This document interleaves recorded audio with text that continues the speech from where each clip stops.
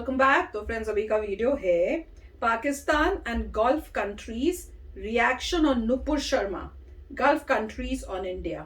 चलो देखते हैं। तो वीडियो शुरू करते हैं। वीडियो शुरू करने से पहले अगर आप चैनल पर नए हो और आपने अभी तक सब्सक्राइब नहीं किया है तो जल्दी से पहले सब्सक्राइब के बटन और बेल आइकन को क्लिक कर लो ताकि आपको हमारे सारे न्यू वीडियोस के नोटिफिकेशन मिल जाए जैसे हम अपलोड करें। अगर आपको वीडियो पसंद आता है प्लीज लाइक एंड शेयर। चलिए शुरू करते हैं।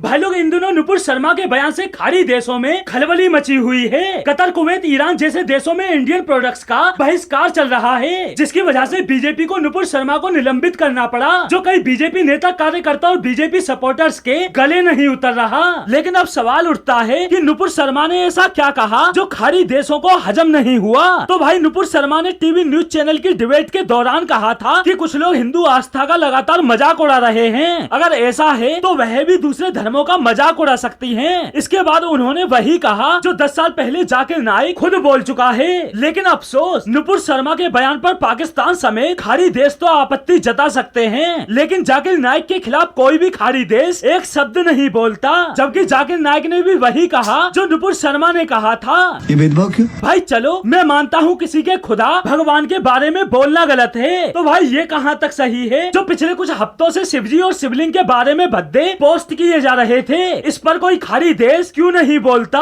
एमएफ हुसैन हिंदू देवी देवताओं की अश्लील पेंटिंग बनाता है, इस पर कोई खाड़ी देश क्यों नहीं बोलता। पाकिस्तानी साजिदा अहमद हिंदू देवी देवताओं की तस्वीरें जलाती है, इस पर कोई खाड़ी देश क्यों नहीं बोलता। अगर नुपुर शर्मा गलत है तो ये दूसरे धर्मों का अपमान करने वाले लोग सही कैसे? क्यों कोई खाड़ी देश इनके खिलाफ आवाज नहीं उठाता? भाई, अगर ये दूसरे धर्मों के देवी देवताओं का अपमान करें तो अभिव्यक्ति की आजादी, और अगर कोई दूसरा इनके बारे में बोल दे तो इन पर हमला।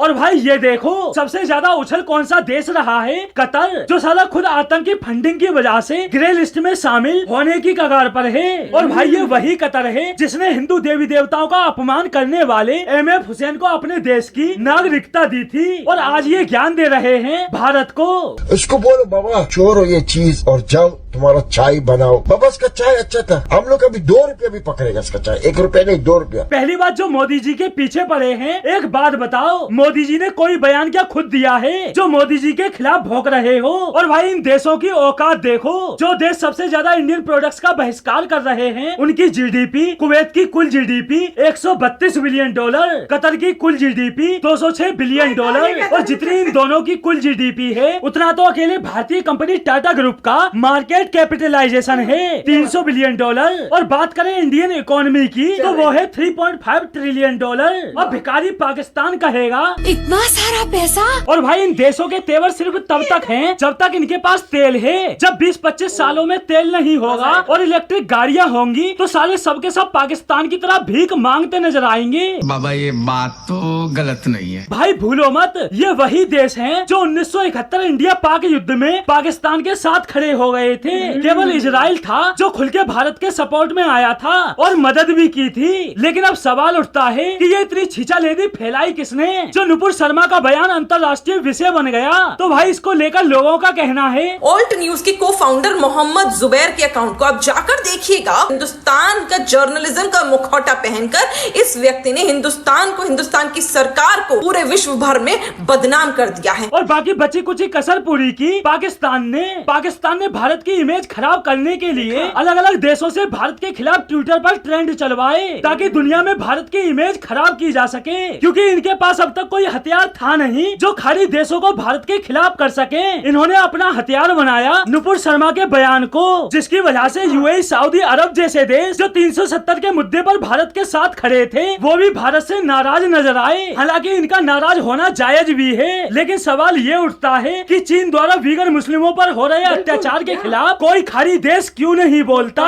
पाकिस्तान में चल रहे शिया सुन्नी के बवाल पर कोई खाड़ी देश क्यों नहीं बोलता? तालिबान द्वारा किए जा रहे रहे अफगानियों पर अत्याचार के खिलाफ कोई खाड़ी देश क्यों नहीं बोलता?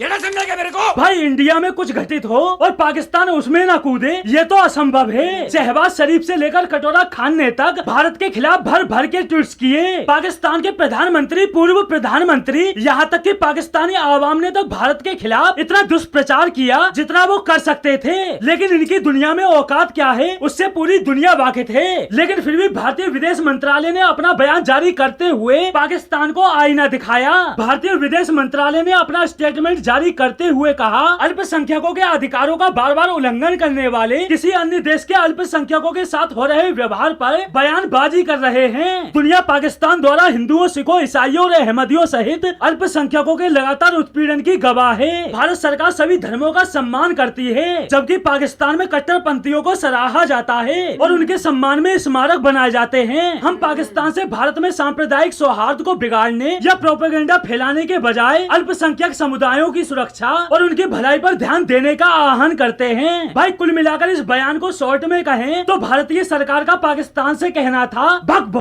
के। और भाई जिन लोगों को लगता है इन कतर, कुवैत जैसे एक कोड़ी के देश के आगे भारत झुक गया, तो भाई आप गलत सोच रहे हो। बस थोड़ा सब्र करो, जब तक जमीन में तेल है तब तक इनकी वैल्यू है। जब तेल नहीं होगा और भविष्य में इलेक्ट्रिक गाड़ियां होंगी तो आप लोग ही इन्हें कमाने के लिए तेल चटाई देने का ऑफर दे रहे होगे। तो दोस्तों आज के लिए बस इतना ही, फिर मिलते हैं अगली वीडियो में। तो फ्रेंड्स अच्छा वीडियो था और इसमें कई जो मेन पॉइंट्स मुझे अच्छे लगे वो हमने भी जब रिएक्शन किया था तो वो पॉइंट्स हमने बोले थे कि ये छोटे छोटे देश हैं, इनकी वैल्यू कुछ नहीं है, जो भी वैल्यू है वो इनके तेल की वजह से हो रही है। और इसमें भी बहुत इंपॉर्टेंट है कि इंडिया जो है बहुत स्ट्रांग होए, नंबर 1 नंबर 2 तक पहुंच जाए, ताकि ऐसी कंट्रीज जो अभी बोलने की हिम्मत भी कर रही हैं वो बोल भी ना सकें।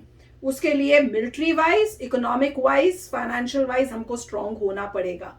और उसकी वजह से ये सिर्फ बोल पाई इस बारी और ज्यादा कुछ कर नहीं पाई। और स्ट्रांग हो गए तो बोलेंगी तक नहीं, क्योंकि चाइना को के लिए क्यों नहीं बोलती, इसलिए नहीं बोलते ना कि पंगा नहीं ले सकते। पर कोई नहीं, जब इनका तेल खत्म होगा या उससे बेटर है कि इलेक्ट्रिक कार सब जगह हो जाए, फिर मजा आएगा। तो जिस तरह से बता रहे पाकिस्तान का हाथ है, हर कोई चीज इंडिया में बेसिकली करने के लिए जो हिंदू मुस्लिम करना और ये सब करना, ये पाकिस्तान का हाथ होता है। जिसको वो यहाँ पे भड़ कुछ होता है उसको जो है बड़ा चढ़ाकर उसका बनाकर वो इंटरनेशनल उसको न्यूज बना के उसमें इंडिया की इमेज खराब करने की जो होती है उनकी पूरी कोशिश होती है। तो वही दिख रहा है। तो फिर कई लोग कहते हैं कि आप पाकिस्तान का रोस्ट इतना क्यों करते हो? भाई क्या करें, जो हमारी कंट्री के अगेंस्ट बोलेगा या करेगा तो उसके साथ कैसे हम भैया हैप्पी हो सकते हैं?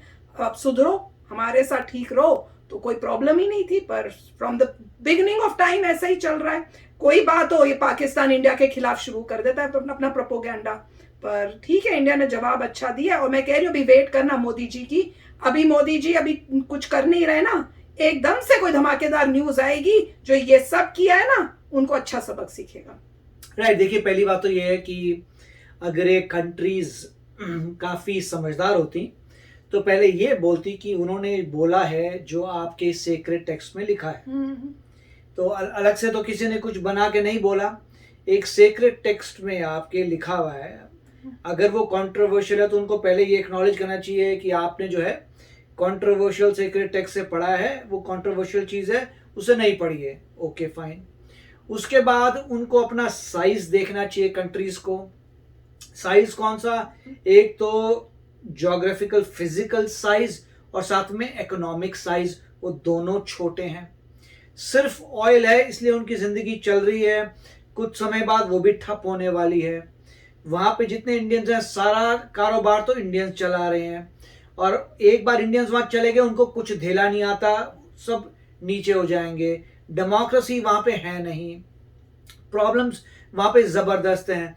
अल्टीमेटली क्या है, जो आप सोचिए एक कंट्री जिसमें जरा से लोग हैं, जरा सी लैंड है, बाहर से लोग आते हैं, वो तुम्हारा काम चलाते हैं। डॉक्टर बाहर से आ रहे हैं, इंजीनियर बाहर से आ रहे हैं, सारा काम वो चला रहे हैं। वो इसलिए आ रहे हैं क्योंकि अभी तुम्हारे पास ऑयल का पैसा है। जिस दिन ऑयल का पैसा खत्म हुआ लोग बोलेंगे मैं यहाँ पे क्यों जाऊं भैया, मैं अपनी कंट्री बेटर है मेरी। अल्टीमेटली फिर ये लोग आएंगे आना पड़ेगा। अगर वो अभी कहते हैं कि हम इंडिया का माल बायकॉट करेंगे तो कर लो, उसके बाद तुम्हें महंगा खरीदना पड़ेगा जगह जगह से, तो तब तुम्हें अपना इम्पैक्ट नजर आएगा कि तुम बनाते तो कुछ हो नहीं, जहां से इंपोर्ट करते हो महंगा इंपोर्ट करो। रीजन था तभी इंडिया से लेते थे ना, वो क्या था, वो था तो अच्छा माल मिल रहा है सस्ती कीमतों में, तो ठीक है तुम्हारा लॉस होगा।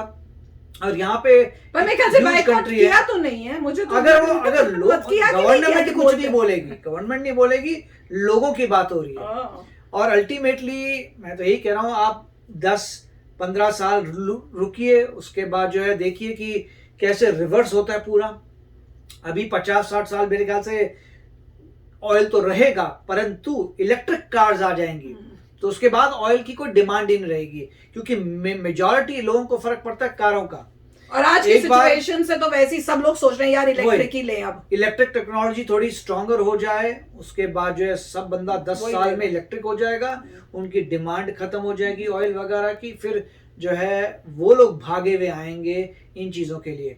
और ये क्यों, मतलब उनको लॉजिकली वो सोच नहीं रहे। अगर किसी ने कुछ ऐसा बोल दिया है अपने मन से तो अलग बात थी, अगर किसी ने कोट किया तो अलग बात है, और उससे पहले भी लोगों ने कोट किया हुआ है। इनफैक्ट अगर आप जगह जगह देखिए वहां भी लिखा है, वो ठीक है, किसी रिलीजन का आप बुरा मत बोलियो, बिल्कुल बोलना नहीं चाहिए बुरा किसी रिलीजन का नहीं, पर अगर कोई और किसी और रिलीजन के बारे में भी बोलता है तो तब भी तो यही स्टैंड लो होना चाहिए, बट उनका यही है। वहां पे वो कह रहे हैं कि वो किसी और ने बोल रखा। तू बोला इतना गंदा काम किया, उसको तुमने सिटीजनशिप तक दे दी है। राइट, तो मतलब क्या ये citizenship- है? तो मतलब यही है कि अब जो भी है पॉइंट सही था कि छोटी कंट्रीज हैं, कुछ समय बाद वेट उनको करें। पता चलेगा पता कि चलेगा। क्या सिस्टम है। और इसीलिए जो इंटेलिजेंट कंट्रीज हैं, आप कह लीजिए यूएई है, सऊदी अरेबिया वगैरह है, वो रिलेशनशिप अच्छे कर रहे हैं क्योंकि उनको फ्यूचर का पता है। पता है, बात तो सही अच्छा है, वीडियो था। बिल्कुल। तो चलो फ्रेंड्स, चलते हैं, मिलेंगे नेक्स्ट वीडियो में बहुत ही जल्द। Till then take care and bye bye. तो अगर आप मेरे इस चैनल पे नए हो तो जल्दी से सब्सक्राइब के बटन को हिट करो और बेल आइकन को क्लिक करो, ताकि आपको मेरा जब नया वीडियो मैं लगाऊं आपको उसके बारे में जल्दी से पता चल जाए।